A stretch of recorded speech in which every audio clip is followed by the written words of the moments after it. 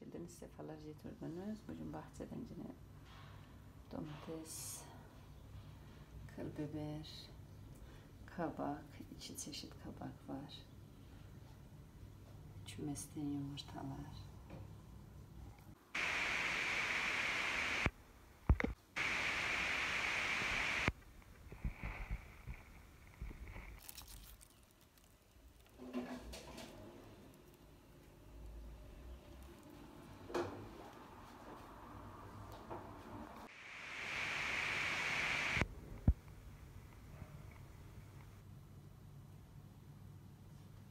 Então, sonra denetsi. Come on, Luigi.